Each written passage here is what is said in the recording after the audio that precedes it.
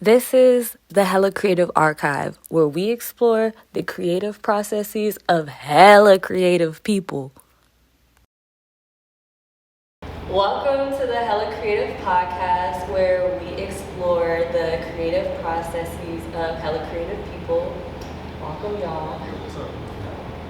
So, who are y'all and how are y'all hella creative? I'm Carrie.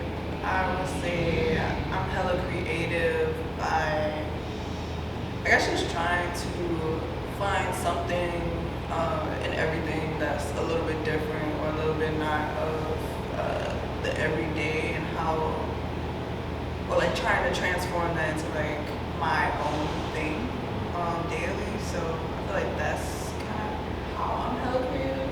But I know I do other things as well. I just feel like that's probably how I tap into that. I'm Fry, and I am hella creative by trying to implement some of the same things that you just said, figuring out how to take the things that inspire me on a day-to-day basis and implement that into my art. Different ways that I create art are rapping, beat production, photography, videography, coloring, all of those different types of things that like help create a mood and a feeling. And I think that's like what I try to bring with my creativity. It's like feeling. I want you to feel what I'm trying. Yeah, I get that from y'all. So I brought y'all here because I wanted to talk about love. Because y'all are in love and I think y'all are just so cute how y'all create together. And I'm curious to know how creativity brought y'all together. I don't know. I think creativity brought us together in a couple of different ways. First off, I'm just glad that we're both creative people and we can go ahead and bounce ideas off of one another. And I think like us developing a relationship and then also finding out that we were both creative and then figuring out how we can work together with our differences and create creativity. I think those things like brought us together. Like when we figured out like you might have this ability, I might have this ability. Let's bring them together and see how we can figure out like how to do something even grander than we're capable of, like by ourselves. Yeah, and I would say like in finding that like we kind of found a similarity in like our work styles and like not even our work styles but like just the kind of process we have to go about doing our jobs and like they're so different but they kind of balance each other out or like they make sense for each other and like I know I'm doing like something very different, like I'm doing graphic design or like motion graphics and like he's doing beat production, like video editing, but like the concept of like taking pieces and like sequencing them together and like I think that's still the same for like both of us. So yeah. Beautiful. How does y'all love guide your creative process, whether it's individually or collectively when you work together? I would say love doesn't necessarily like guide it, but it more so like I think we find it within what we're doing because like I think we go into the project and then like I may need help with something or he may need help with something. I think like having somebody able to understand like or not even like understand what you need but just be willing to like figure out like maybe this problem is something I could tackle or like you could tackle. And I think in those moments I understand that this person is helping me from a place of love and like that's kind of how I register in those like moments. Yeah, and I wouldn't just say like love specifically, but like all the emotions that like surround it kind of help inform the different things that we're doing. So even if we're like frustrated or like sad in certain moments or something like that, that will still inform us like with what it is that we're trying to create. And because we're doing it from a place of love, we can help one another kind of express those emotions with the things that we're trying to create. So that that'd be pretty good for me, and I think for you as well. Yeah, I agree. What's the first project y'all worked on together? First, that's a tough one. Because I feel like we just like started creating, like we just started being creative around one another. Yeah. I was about to say, I think Camp That's what I was saying. Yeah, I was about to say Camp City probably was like the first one who was like, nah, like you need something from me and I'm gonna provide this thing for like this project you're working on. So yeah. Tell me about that and like what that process was for y'all. Yeah, so Camp CA was based on just just my growing up, like in the South, Louisiana, and I was signed up for like one random summer tennis camp that like my grandma she would take me to, and it was hot as fuck. Like I was like, I don't even want to do this no more. Like I don't know why you keep having me like go to this camp. Da, da, da. So like Camp CA was just a story on like that moment of my childhood and like having this tennis camp. And I thought like the time was very fitting. Like shortly after Serena Williams retired from tennis, and like just having those moments kind of line up, I felt like that story was important to tell at the time. And I always just like kind of telling my stories from a place of where I came from or like where I come from. And so like having Pride to kind of capture that in a way that spoke to what I was trying to like see with the campaign, and like we had like even grander ideas. They didn't come to fruition, but I still think like I'm curious, what were the grander ideas? we had planned like a commercial, and like somebody was like gonna be like a tennis coach, like he was gonna hit on mom or like the kids, like so like it didn't happen. Like it's still like ideas that we thought about, and like we still like, but I think where Camp CA landed was really fulfilling to me, because I think I got really exceptional images, and like having somebody to participate and be very much like a cheerleader, like keep me wearing my shirts all the time, and like it's just it's cool to see that like I made something and somebody also was like proud of it, and it's the person like next to me. So yeah. I'd be very proud of the things that you do. You know what I mean? They're great in like so many different ways, and I'd be very impressed with like I can't do a lot of this stuff, so it'd just be cool when like I see certain things like pop out of thin air that be like just ideas that you came up with out of nowhere. You know what I mean? And how fast you can come up with them as well too. You be feeling like that when like I just be seeing like I'll go in one room and then come back and be like, yo, check this out, brother. How you feel about this? Alright, you might be right. I was like, okay, let me go back. The creativity be rapid. Yeah, thanks.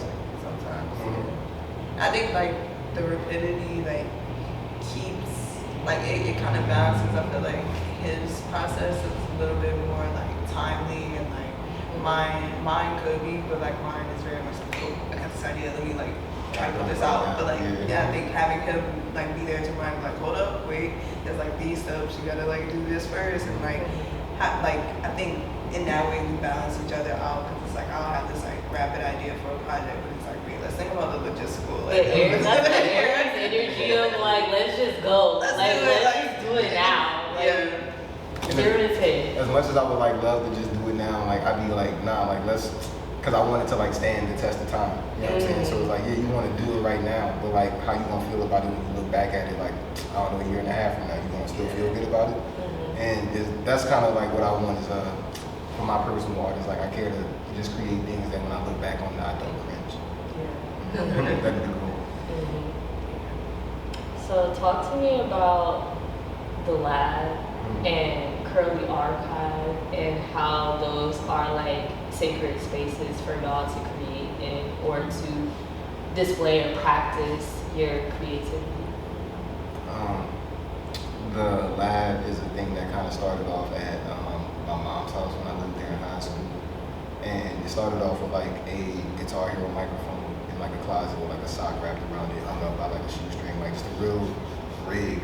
But I don't know, I was kind of like determined to do something, because I felt like, I don't know, I didn't have any other space to do it, so I'm just gonna make the best of what I have available.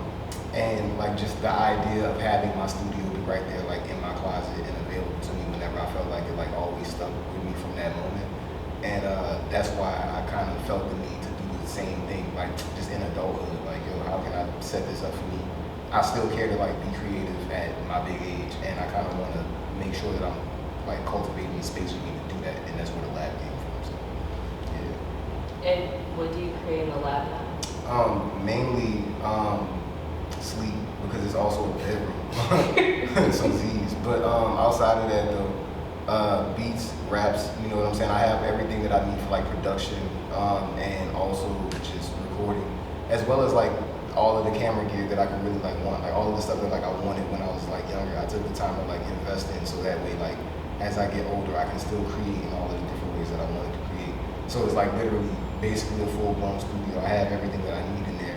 Whether or not I'm using it as often as I would like to is a different thing, but having those things for when I do feel like having the creative dump that I need sometimes, that's what I feel like that's fun for me. I would say Curly Archive for me is kind of like just me, in a way, like my family, we have so many family pictures, and like to me that's the archive of my family, and like so in a way like Curly Archive is like me recreating this kind of like my arts archive, and like what I want to maybe share and pass down to other people. And so like within it involves a lot of like familial elements, elements of like Black culture, elements of Southern Black culture, like music elements. But also like elements of you, I think that's Elements of me too, you know what I'm saying? Like in the work that I'm creating, I think like it represents things that like I like, and like kind of what I want to curate for my page. But I'm also trying to like figure out how to have the archive also show like my work, and not just like my ability to kind of be interested in like research and like an interest for understanding like time periods, or like understanding like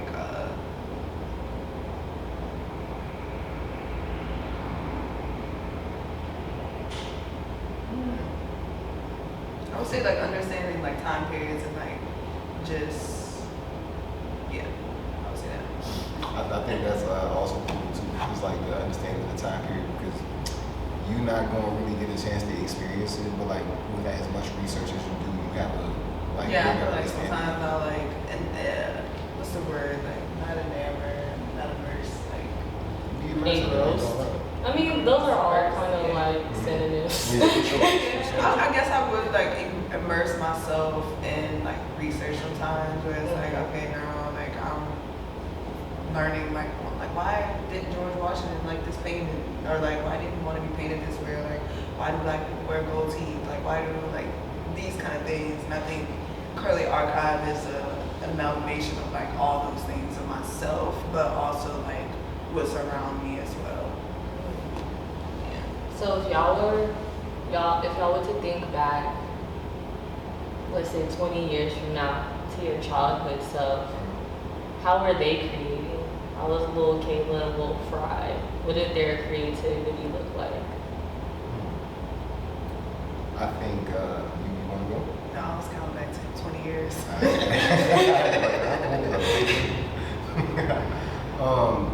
I'm thinking about it, and like I don't know that I was doing a lot of creating more than I was doing more consumption to be able to create, because I think that's just as important a part of the creative process as like the things you consume, and like how those things influence you to be whatever person you're gonna end up being 20 years down the line.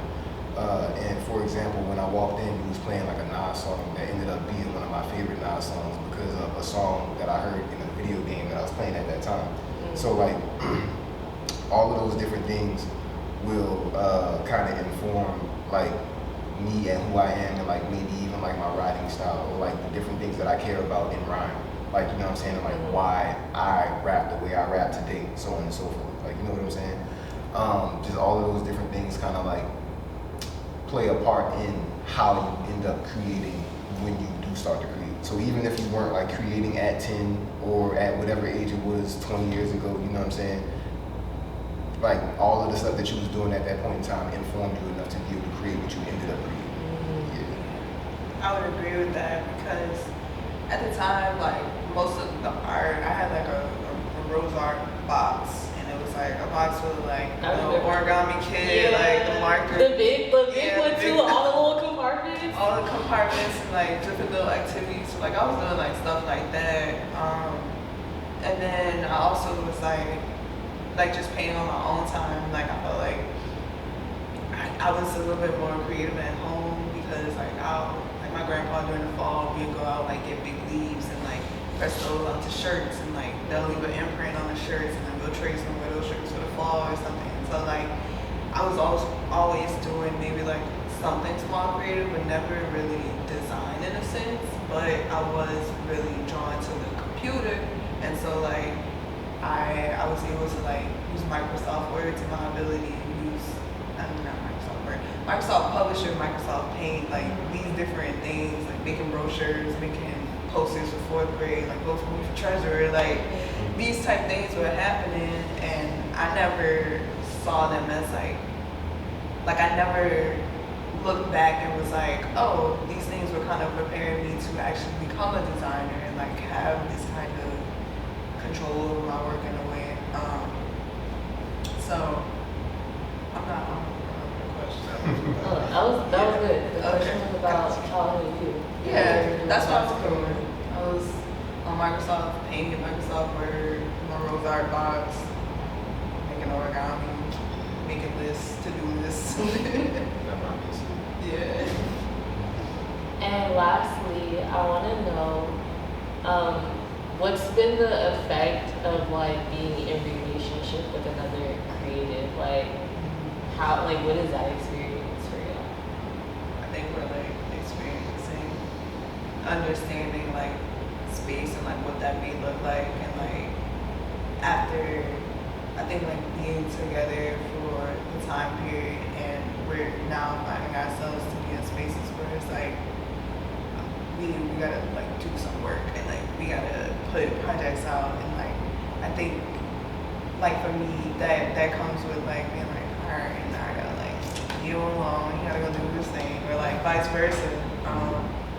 So I would say it's something that can be worked, like it can happen. I think it just takes like the other person or like the other partner like understanding boundaries and like respect for what it is you're trying to do, and like what it is they trying to do. Yeah, I think you kind of hit it on the head. I feel like boundaries are like very important because, for example, like if you were dealing with a person, or if you are dealing with a person who was creative before you got around, you would still want to make sure that you're providing them the space to still be able to be creative, because that's part of what you fell in love with when you first saw them. So if they can't do that because you're kind of smothering them too much to be able to, then you probably also will eventually like lose interest in a person that you care so much about, because you stopped them from doing what made them them. So as long as like both people have a good understanding of like what boundaries look like and how like they work for each other and how y'all operate between those boundaries and stuff like that, then I think being in a relationship with another creative can definitely be beneficial to you as a creative yourself. I think like we both are understanding of the need for space, but I do think like what maybe like makes things sometimes hard is we are two Aries. Like we are two people that are very like strong headed and like feel like what we gotta say is like what we gotta say, and like I think the beauty comes from us being like, alright, we will step down from this like high horse, or like be like, I will meet you where you need to be better at. Exactly. Like, so. Yeah, that's how we get it done. You know what I'm saying? Otherwise, we just be like 2 grams, like just, yeah. Thank you. Thanks, y'all. I appreciate you for having me. Thank you. I appreciate y'all for coming and talking to me. Where can the people find you? Plug yourself, all that good stuff. My Instagram is Curly Archive, CURLEY Archive. That's on Instagram. That's on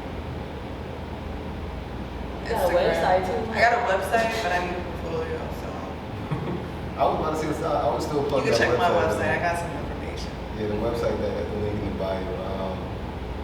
For me, my Instagram is FRYBRDN.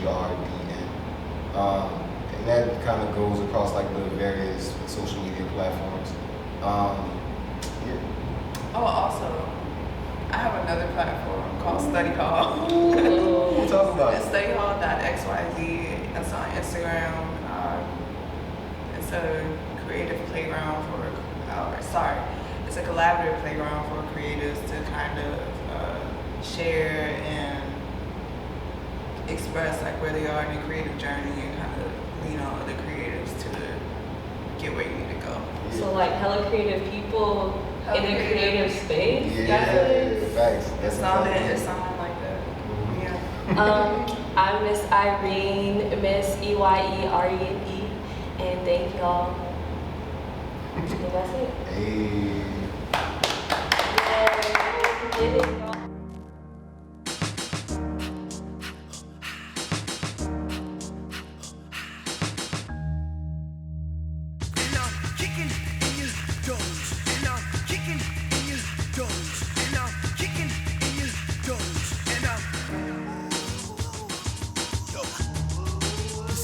Emasculating, gravitating and captivating like negative energy. Track the greatest in a pack of nation, bigger give synergy over it. Positive vibes and smolder it in our essence for free. Cancel madness with the vibes and kill it benevolently. And evidently we give autumn leaves to the winter's tree. The bohemians living minds with freedoms from belittlement, self-balanced and light and high through the medium. Discipline and control undid the hinge on the soul to like truth. And so now I'm high on life, just adventure. I stroll so unusual through the world. Time and I truly quarrel. My mind is to root this world in this tree of life, designed to close feudal flows. The school ain't teach this. Participating